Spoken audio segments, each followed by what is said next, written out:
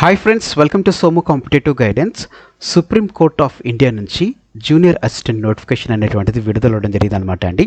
ఈ junior assistant నోటిఫికేషన్కి education qualification ఏంటి, అలాగనే శాలరీ ఎంత ఉంటుంది, ఆన్లైన్ అప్లికేషన్ ఎప్పటి నుంచి స్టార్ట్ అవడం జరుగుతుంది, ఎప్పటికి ఎండ్ అవడం జరుగుతుంది, ఎగ్జామినేషన్ ప్రాసెస్ అనేటువంటిది ఎలా ఉంటుంది, సెలెక్షన్ ప్రాసెస్ అనేటువంటిది ఎలా ఉంటుంది, ఇటువంటి పూర్తి వివరాలతోటి ఈ వీడియో అనేటువంటిది మేము ముందు తీసుకురావడం జరిగింది అనమాట అండి. సో ఫ్రెండ్స్, ఇక మనం ఏమాత్రం లేట్ చేయకుండా సుప్రీం కోర్ట్ ఆఫ్ ఇండియా నుంచి వచ్చినటువంటి ఈ నోటిఫికేషన్ సంబంధించినటువంటి జూనియర్ అసిస్టెంట్ నోటిఫికేషన్ సంబంధించినటువంటి వివరాల్లోకి మనం వెళ్ళిపోదాం. మొట్టమొదటిగా మనం నోటిఫికేషన్ చూసుకున్నట్లయితే కనుక ఈ నోటిఫికేషన్ అనేటువంటిది మనకి ఫిబ్రవరి నెలలో రావడం జరిగింది అనమాట అండి. ఈ నెల 4th మనకి రిలీజ్ అవ్వడం జరిగింది అనమాట. మొత్తం చూసుకున్నట్లయితే 241 వేకెన్సీస్. ఈ వేకెన్సీస్ చూసుకున్నట్లయితే కనుక జూనియర్ కోర్ట్ అసిస్టెంట్ సంబంధించినటువంటి గ్రూప్ బి అనమాట అండి. నాన్ గెస్టెడ్ ప్లేస్డ్ లెవెల్ వచ్చేసి 6 అనమాట. 6 పే మ్యాట్రిక్స్ కింద వీరికి మొత్తం 241 పోస్టులు గాను జూనియర్ అసిస్టెంట్ నోటిఫికేషన్ అనేటువంటిది విడుదల అవడం జరిగింది అనమాట అండి.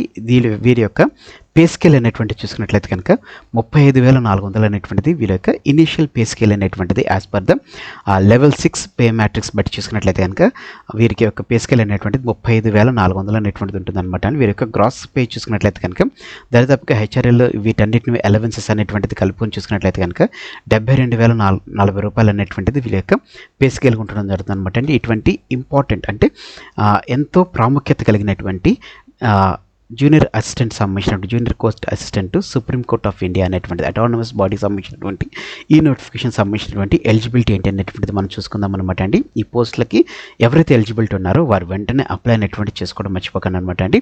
ఎడ్యుకేషన్ క్వాలిఫికేషన్ వివరాలు మనం చూసుకున్నట్లయితే కనుక బ్యాచిలర్ డిగ్రీ అనేటువంటిది వీరు కోరుకోవడం జరిగింది అనమాట అండి. Any bachelor degree recognized computer knowledge అనేటువంటిది వీరికి ఉండాలి.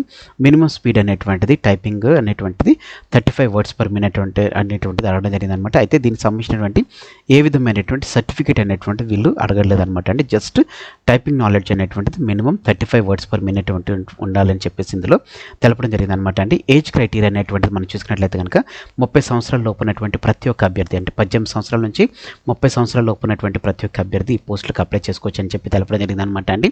అలాగనే ఎస్సీ ఎస్టీ ఓబీసీ నిరంగా అలాగనే డిఫరెంట్ లేబుల్ ఎక్స్ సర్వీస్మెన్కి ఎవరైతే ఏజ్ రిలాక్సేషన్ అంటే ఉంటుంది according to the central government norms ఏవైతే ఉంటుందో అది ప్రొవైడ్ చేస్తారని చెప్పి తెలపడం జరిగింది అనమాట. ఎస్సీ ఎస్టీ వారికి చూసుకున్నట్లయితే కనుక 5 years వారికి మొత్తం 35 years, ఓబీసీ వారికి 3 years 33 years అనేటువంటిది, అలాగనే డిఫరెంట్ లేబుల్ వారికి చూసుకున్నట్లయితే కనుక 10 years అనేటువంటిది. ఈ రకంగా వారికి ఏజ్ రిలాక్సేషన్ అనేటువంటిది according to the central government norms ప్రకారం వీరికి ఇస్తున్నట్లుగా తెలపడం జరిగింది అనమాట అండి. అయితే వీరి యొక్క స్కీమ్ ఆఫ్ ఎగ్జామినేషన్ అనేటువంటిది మనం చూసుకున్నట్లయితే కనుక అంటే మొత్తం ఎగ్జామినేషన్ అనేటువంటిది 3 stages ఉంటున్నట్లుగా మనకి ఇందులో తెలపడం జరిగింది అనమాట అండి. ఈ 3 stagesలో చూసుకున్నట్లయితే కనుక ఫస్ట్ ఆఫ్ ఆల్ వచ్చేసి ఆబ్జెక్టివ్ టైప్ అనమాట అండి.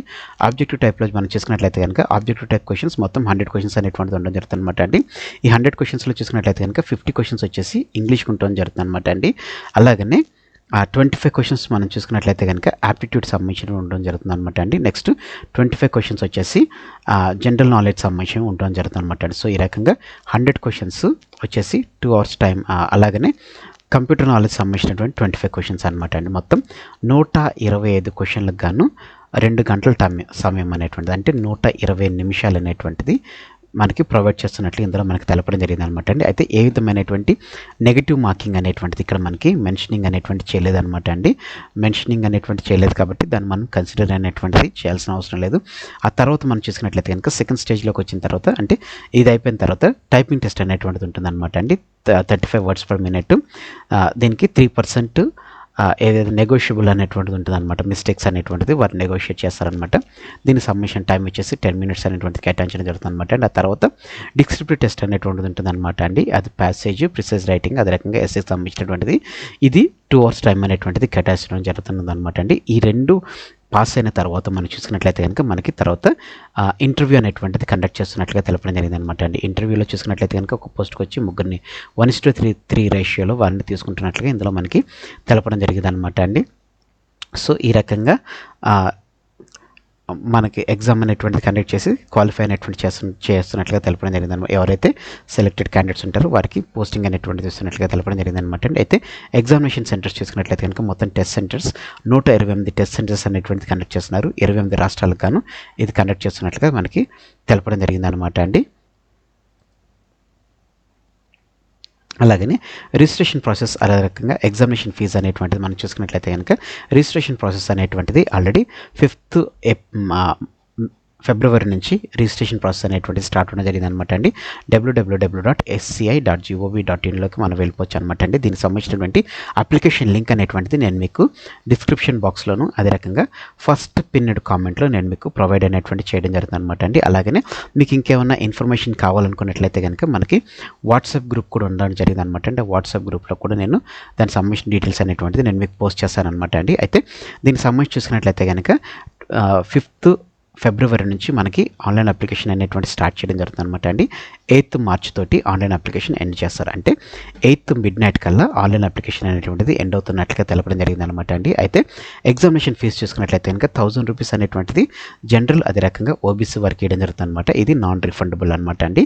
అలాగనే SC ST ex-servicemen differently able freedom fighter candidates అదే రకంగా మిగతా వారికి చూసుకున్నట్లయితే కనుక 250 రూపాయలు అనేటువంటిది వీరు ఫీజు పే చేయాలి. ఇది కూడా నాన్ రిఫండబుల్ అనమాట అండి. ఇది యూకో బ్యాంక్ సంబంధించినటువంటి గేట్వే ద్వారా చేస్తున్నట్లుగా మనకి మెన్షనింగ్ అనేటువంటి చేయడం జరిగింది అనమాట అండి. అలాగనే ఇప్పుడు మనం ఏ సెంటర్స్ అనేటువంటిది ఉంటుంది అని మనం చూసుకున్నట్లయితే కనుక ఫస్ట్ ఆఫ్ ఆల్ 2 తెలుగు రాష్ట్రాలకు సంబంధించిన డీటెయిల్స్ అనేటువంటిది నేను మీకు ఇవ్వడం జరుగుతుంది అనమాట అండి. 71 నుంచి 78 వరకు దరిదాపుగా 7 సెంటర్స్ అనేటువంటిది 8 సెంటర్స్ అనేటువంటిది మనకి ఆంధ్రప్రదేశ్కి ఇవ్వడం జరిగింది అనమాట అండి. అనంతపూర్, గుంటూరు, కర్నూలు, నెల్లూరు, రాజమండ్రి, తిరుపతి, విజయవాడ, విశాఖపట్నం అనేటువంటిది ఇవ్వడం జరిగింది అనమాట అండి. అలాగనే ఇప్పుడు మనం తెలంగాణకు చూసుకున్నట్లయితే కనుక తెలంగాణకు వచ్చేసి కేవలం 3 సెంటర్స్ అనేటువంటిది కేటాయించడం జరిగింది అనమాట అండి. హైదరాబాద్, కరీంనగర్, వరంగల్ అనేటువంటి సెంటర్స్ అనేటువంటిది కేటాయించడం జరిగింది అనమాట అండి. అయితే దీనికి సంబంధించినటువంటి లాస్ట్ డేట్ అనేటువంటిది మీకు గుర్తుంది కదండి. మొత్తం మనం చూసుకున్నట్లయితే కనుక 8th మార్చ్ అనేటువంటిది దీని యొక్క లాస్ట్ డేట్ అనమాట అండి. అది మనకి పేమెంట్కి కానీ ఆన్లైన్ అప్లికేషన్ కానీ ఇవ్వడం జరిగింది అనమాట. మరొకటి గుర్తుపెట్టుకోండి, ఏ విధమైనటువంటి కరెక్షన్ డేట్స్ అనేటువంటిది ప్రొవైడ్ చేయలేదు కాబట్టి మ్యాక్సిమం ఉన్నటువంటి వాటిని మీరు సరిగ్గా చూసుకుని అప్లై చేసుకునేటప్పుడు కరెక్ట్గా మీ నేమ్, డేట్ ఆఫ్ బర్త్ ఇవన్నీ కరెక్ట్గా ఉన్నాయి లేవా, యాజ్ పర్ ద సర్టిఫికేట్స్ ఉన్నాయి లేవా అనేటువంటి చూసుకోండి అనమాట అండి. చూసుకోండి 241 పోస్టులు జూనియర్ కోర్ట్ అసిస్టెంట్ సంబంధించిన పోస్టులు అనమాట అండి. 241 వీరి యొక్క పే స్కేల్ అనేటువంటిది దరిదాపుగా 72,040 రూపాయలు అనేటువంటిది ఉండడం జరుగుతుంది అనమాట అండి. లాస్ట్ డేట్ వచ్చేసి 3rd మార్చ్ ఉండడం జరిగింది అనమాట అండి. దీనికి సంబంధించిన లింక్ కూడా నేను మీకు కింద కామెంట్ల సెక్షన్లో మీకు ప్రొవైడ్ చేస్తాను అనమాట అండి. ఇది లింక్ అనమాట అండి. ఈ లింక్కి సంబంధించినటువంటి ఎలా అప్లై చేసుకోవాలనేటువంటి దాన్ని మీకు తెలుపుతాను. ఈ లింక్ అనేటువంటిది మీరు క్లిక్ చేసిన వెంటనే మీకు ఒక పేజ్ అనేటువంటిది ఓపెన్ అవ్వడం జరుగుతుంది అనమాట అండి.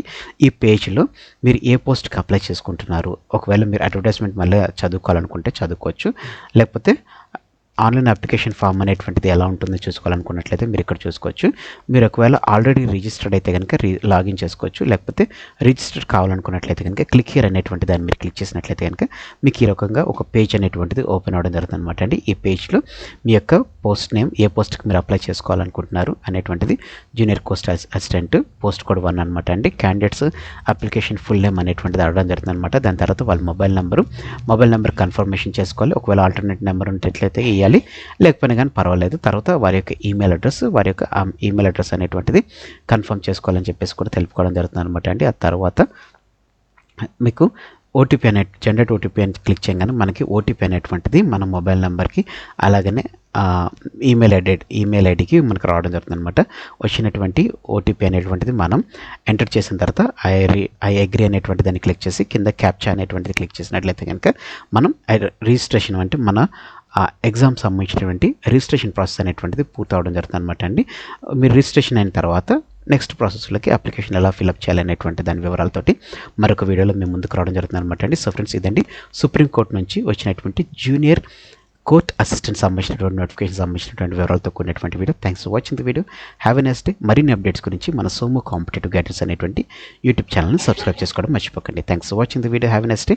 All the best for exams. Bye.